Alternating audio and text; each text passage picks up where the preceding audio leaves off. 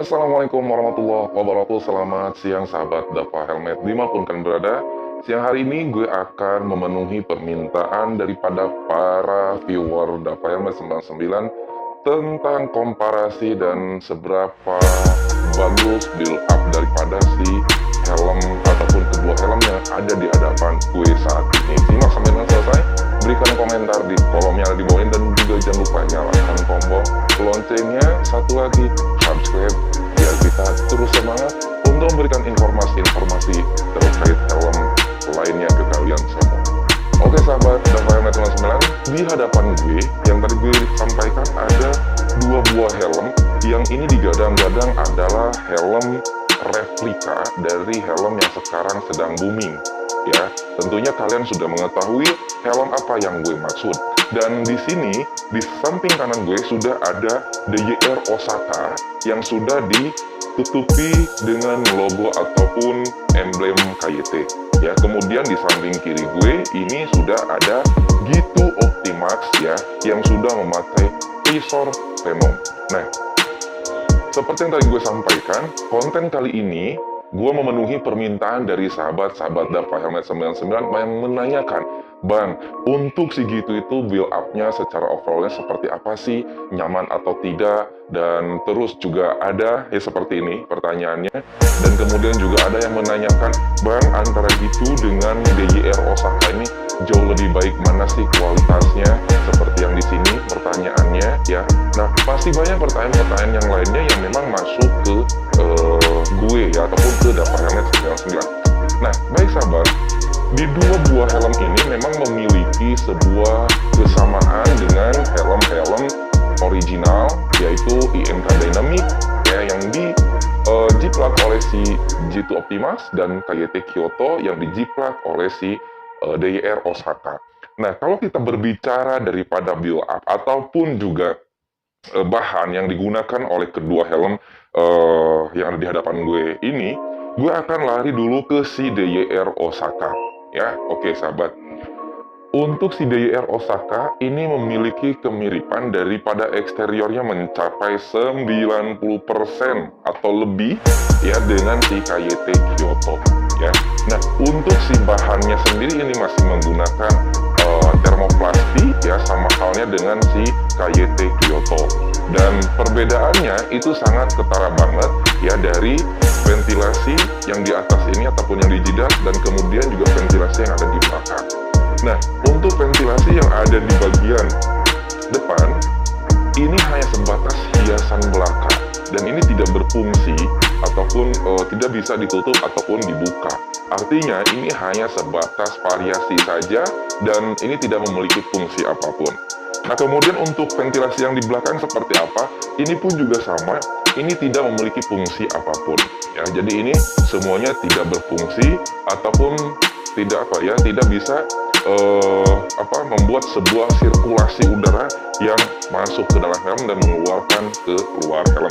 Artinya dari segi ventilasi si DJR Osaka ini tidak memiliki ventilasi, dan tentunya ketika kalian menggunakan si DJR Osaka ini jauh lebih panas ya, dan juga tentunya akan jauh lebih cepat lembab si busanya tersebut. Kenapa? Karena memang dia tidak memiliki pembuangan sirkulasi udara seperti itu. Nah, untuk materialnya sendiri yang tadi gue sampaikan, si Osaka ini masih menggunakan termoplastik ya, yang low quality tentunya, karena di sini kalau misalkan dibandingkan dengan tiruannya yaitu KYT Kyoto jauh lebih padat di Kyoto ya, karena itu salah satu helm yang memang helm original, bisa dikategorikan seperti itu. Nah, untuk si DJR Osaka ini dia memiliki tekstur ataupun bahan jauh lebih tipis dibanding si Kyoto. Nah, kemudian dari segi visor yang sendiri pun juga dia masih menggunakan visor cembung, dan untuk materialnya sendiri ini sangat tipis banget kalau kita bandingkan dengan yang dia tiru, yaitu si KYT Kyoto. Baik teman-teman, itu kita bahas sepintas antara DJR Osaka dengan KYT Kyoto. Kemudian untuk bagian busanya, ini yang pernah gue sampaikan, untuk busa si DJR Osaka ini yang katakan, nah ini yang sangat menarik perhatian daripada gue ya. Kenapa? Untuk si JR Osaka ini dia memiliki sebuah motif ataupun list berwarna merah, dan tentunya ini kita memiliki perbedaan daripada selera ya, jadi tidak polos ya. Kemudian juga untuk si busanya sih untuk fittingnya dia nggak terlalu begitu lembut, karena ini helm di bawah 200.000 rupiah. Tetapi kalau kita bandingkan dengan helm-helm KW yang lainnya seperti KW-annya si Ing Sentro ya, terus juga KW-annya banyak lah helm-helm yang memang KW yang menjiplak ataupun meniru helm-helm original yang sedang diburu di pasaran. Nah, ini jauh lebih baik dibanding yang tadi gue sampaikan. Nah, artinya kalau dibandingkan dengan helm-helm KW yang lainnya, untuk si JR Osaka ini juara lah ya. Tetapi kalau misalkan dibandingkan dengan KYT Kyoto, yaitu jauh lebih tertinggal seperti itu. Ini kita bandingkan dulu antara KYT Kyoto dengan dengan JR Osaka ya. Nanti gua akan komparasikan dan sekaligus menjawab daripada pertanyaan teman-teman, bagusan mana antara JR Kyoto dengan G2 Optimax ya. Nah, untuk JR Osaka ataupun JR replika Kyoto, kalau kita bandingkan dengan G2 Optimax, tentunya juga ini helm JR Osaka ini jauh ketinggalan ya. Bahannya sama-sama termoplastik. Kemudian juga ya jauhnya dari mana? Dari ventilasi dia tidak berfungsi untuk si Osaka ini. Kemudian daripada si visornya pun juga dia memiliki material yang jauh lebih tipis dibandingkan si G2 Optimax ya. Nah, kemudian juga dari kenyamanan ketika kita gunakan itu jauh lebih nyaman si G2 Optimax dibanding si JR Osaka seperti itu. Nah, artinya jangan kita bandingkan dulu dengan tiruannya itu KYT Kyoto, kita bandingkan head to head antara si Osaka dengan si G2 Optimax pun juga JR Osaka itu tidak mampu untuk menyaingi kenyamanan yang ada di G2 Optimax.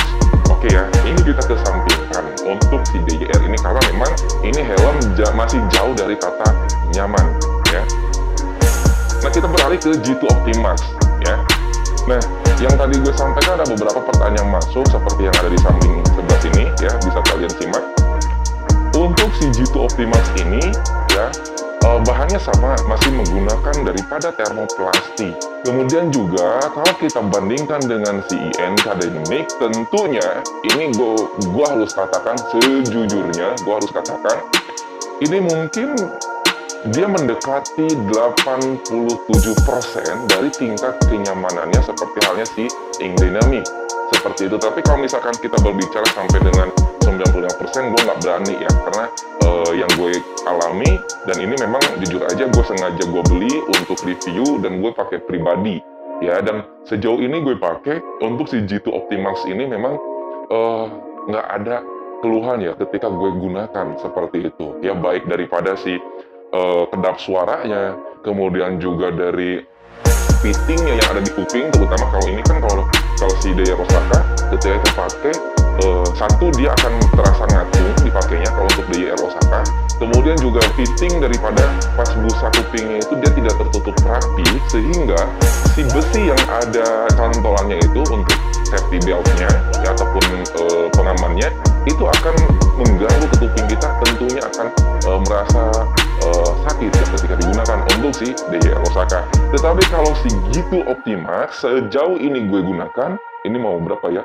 Kalau nggak salah 10 hari ya gunakan G2 Optimax, dan ini belum gue nemukan keluhan ya. Oke, itu nanti kita bahas di akhir video. Kita masuk dulu ke build up-nya ataupun ke materialnya. Yang tadi gue sampaikan untuk si G2 Optimax ini masih menggunakan bahan daripada termoplastik ya, tentunya karena memang ini masih helm-helm yang memang low budget ya, seperti itu. Nah, kemudian juga untuk visornya, untuk original visor daripada si G2 Optimax ini memang memiliki ketebalan yang sangat luar biasa, hampir menyerupai daripada Ing Dynamic ya, ketebalannya, lekukannya, dan seterusnya gitu ya. Nah, sayang ini gue udah pasang untuk si visornya ya, memakai Venom. Nah, kemudian itu daripada si visornya, dia memiliki sebuah ketebalan yang hampir 90, sekian persen itu mirip dengan si Ing Dynamic Ya, kemudian dia pun juga sama halnya dengan si Ink Dynamic memiliki sebuah unlock visor ataupun lock visor ya, gitu. Nah, di sini memiliki lock visor dan di sini pun juga ada satu titik yang menyangga agar supaya dia tidak kelewatan ya ketika si helm si visornya ini ditutupkan, seperti itu sahabat ya. Jadi secara komponen ataupun secara fitur dari bagian depan ini sama persis dengan Ink Dynamic ya, dari lock visor, kemudian dari penyangga visor dia sudah memiliki, kemudian pun juga dari visornya pun juga dia sudah hampir mirip 90, sekian% itu hampir menyerupai Ink Dynamic. Dan materialnya yang gue salut dengan si G2 Optimax ini, dia tebal ya untuk visornya. Nah, kemudian kita lari ke bagian atasnya sahabat. Untuk bagian atasnya sendiri, di sini sudah diberikan sebuah ventilasi ya, ada beberapa titik, 1, 2, 3 ya.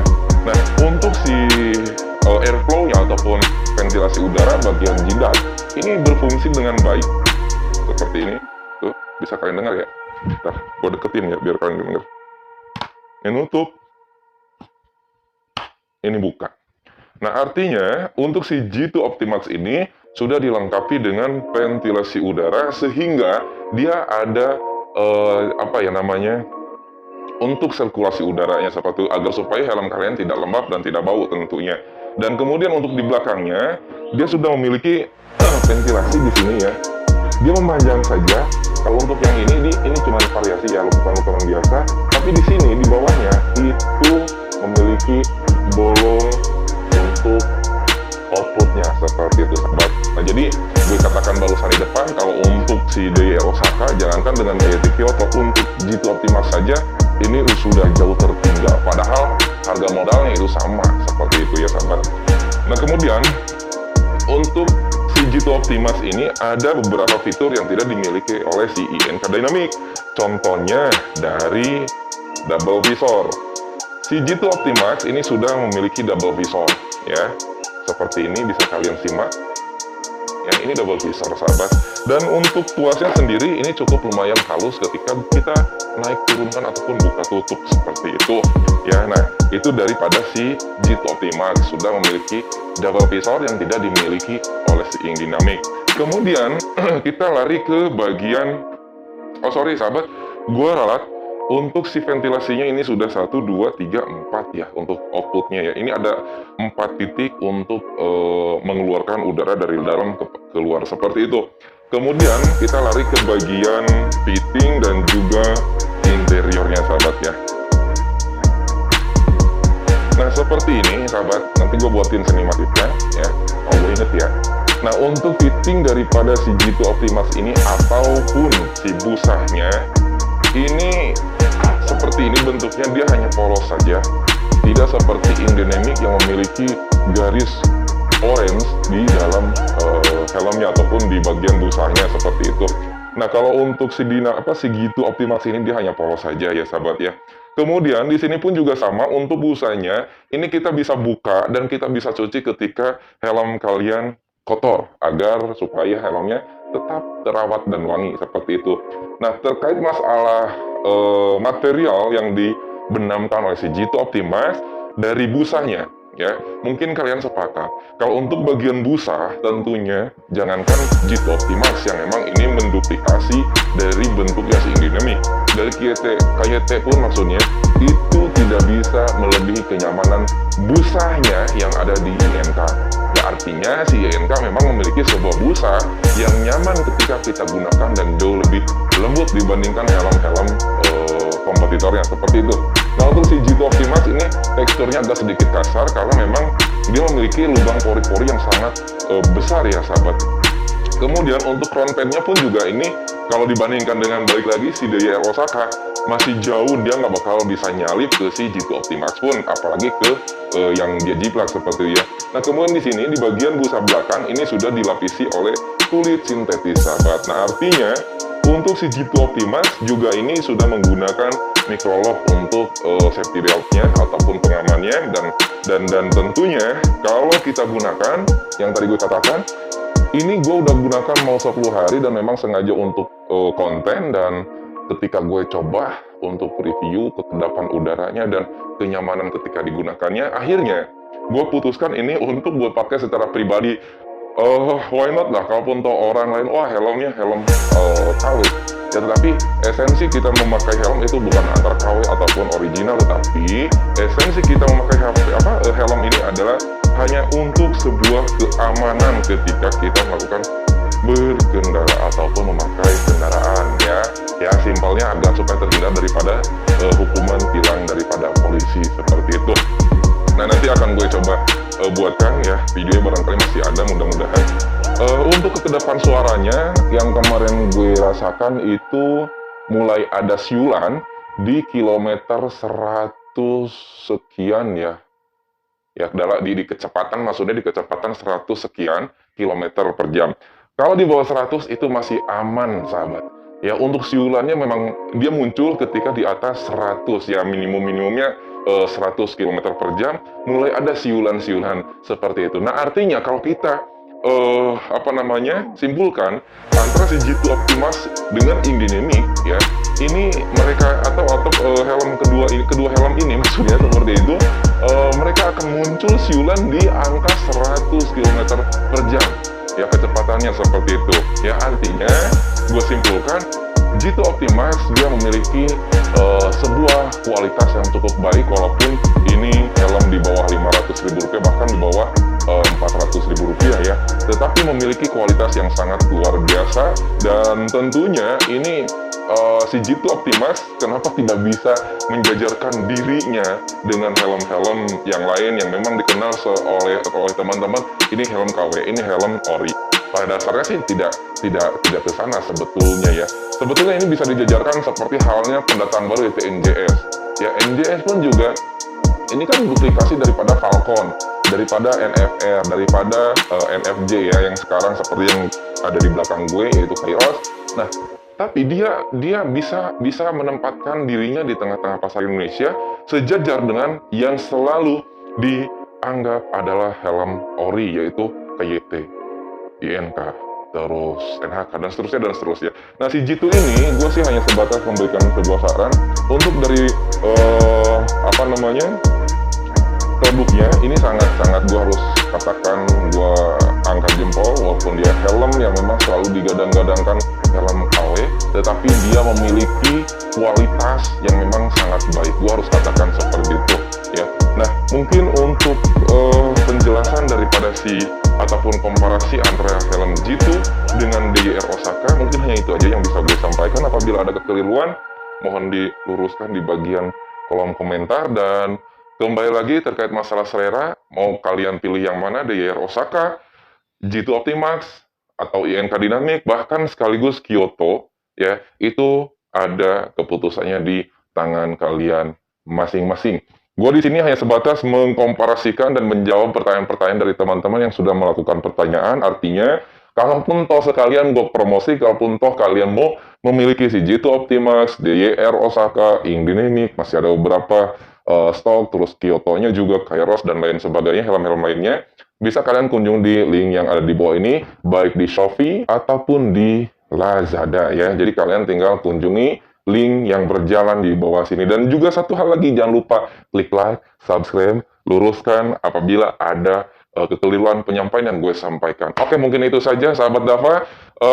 Next kita akan buat video yang jauh lebih menarik lagi, masih seputaran helm-helm yang memang dianggap helm KW ataupun klon ya. Kita akan kupas tuntas. See you next video. Bye bye.